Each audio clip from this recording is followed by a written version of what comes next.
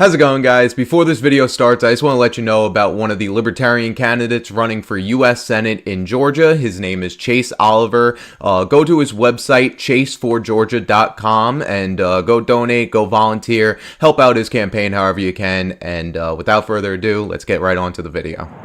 How's it going, everybody? Welcome back to Angelo of Liberty. Today I'm going to be talking about President Zelensky's plea to the United States Congress for a no-fly zone and breaking down the details of that plea. But before I get started, I just want to remind you guys to like, comment, and subscribe on the video. I do put a lot of tedious effort and time into making these things, so the subscriptions, the likes, it all does help out in the end, and it keeps me going. So remember to do that, but without further ado, let's hop right into the video and breaking down President Zelensky's plea to the United States Congress.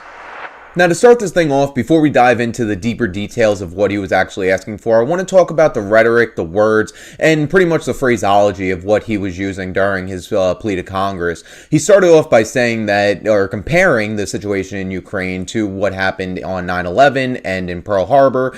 Something similar to this just happened back in January 6th, where Kamala Harris compared the events of January 6, 2021 to 9/11 and Pearl Harbor. And while I agree with the sentiment that Zelensky is using this phrase in, I also don't agree that we should be using these events, heroes dying on our own soil, to further political gains for any sort of movement. I just don't think that that's a right thing to do. And he also said or invoked the I Have a Dream speech from Martin Luther King, saying that people in Ukraine have a dream, they want to live, they want to be able to be free. And I completely agree with that sentiment as well. But also, we are trying to pull on the heartstrings of Americans to pretty much engage us in full-blown war with Russia and defend Ukraine. Now, to dive a little bit deeper into the logistics of what he was asking for, he again asked for another no-fly zone over Ukraine, a U.S.-backed no-fly zone by Congress, and this would obviously mean a declaration of war against Russia. Russia, since the beginning, or Putin since the beginning, has been saying that if any country tries to intervene, that they would be met with forces to the likes of never experienced in history before, something like that, pretty much saying that he was going to obliterate any country that would step foot or try to block the invasion of Ukraine. So by us putting up a no-fly zone, that pretty much entails that we need to enforce that no-fly zone. A no-fly zone, saying that nobody can fly anywhere, doesn't mean anything if it's not going to be enforced, just like any other laws or rules.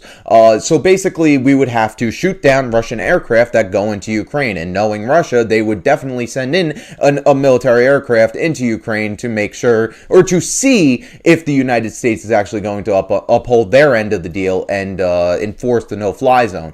Now, we shoot down that aircraft. We are in direct conflict with Russia now, and that is pretty much a declaration of war against Russia. So we cannot do that. And he knows that we can't do that. He knew that from the beginning. So he also provided an ultimatum, another alternative request for defensive arms, which basically we have been giving him this whole time. We've been flooding it in through the border with Poland, and we've been pretty much supplying them this whole entire time, giving them resources. Even Starlink got in there from Elon Musk. So we've been providing them support in defensive arms and in technology. And he also called for more sanctions against Russia, and we've been seeing this play out over the past few weeks now, almost a month, and the sanctions haven't been working. They tried sanctioning Russia in general, it did not work, it only hurt the people, and then they tried to sanction the elites in Russia, the people in government, power, stuff like that, and that yet again did not work because they have assets tied up overseas in different accounts where the United States government would never be able to find that out. So these are two requests that obviously one we cannot fulfill or else we go to war, and the other one we have been fulfilling and it's still not really working.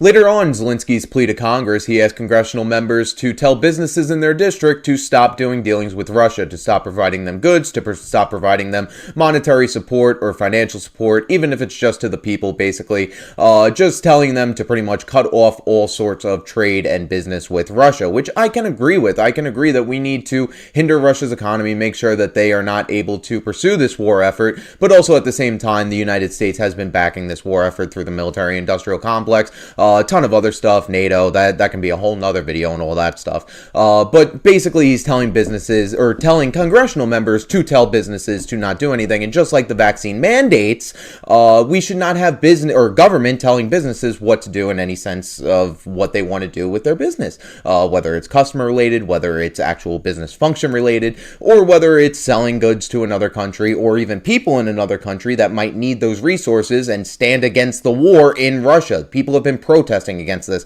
That's why I'm against the sanctions. That's why I'm against pretty much just cutting off broadly everything to Russia, because there are millions of people in that country. Half of them, probably more than half of them, don't agree with the sentiment of this war, and we should not be killing innocent civilians overseas or making them starve or make them lose out on any sort of part of the free trade in this world because their leader is a psychotic moron. He also is going through a bunch of things right now, so give him some time, maybe. No, don't kill him. But also, Biden announced that there would be $800 million extra in spending sent to Ukraine. It would include 800 Stinger anti-aircraft missiles, 9,000 anti-tank weapons, 100 tactical drones, range of small arms, machine guns, grenade launchers, and 20 million rounds of small arms ammunition. This would be on top of the already 1.2 million that we've spent on Russia since Biden has taken his presidency, and on top of other millions from preceding presidents. Now, my point of view on this is a little bit different than most. I do not stand with Ukraine. I do not stand with Russia. I do not stand with the UN, NATO, or the United States. I stand with the individual. I believe that the individual is the most important, and governments are only there to take away from individuals' rights and rights to life, per se. So I don't feel that the U.S. should be getting involved with this. The only way that we should be involved with this is by accepting refugees into our own shores and be able to give them a better life. But thank you guys once again for watching. I do appreciate you guys tuning into these videos.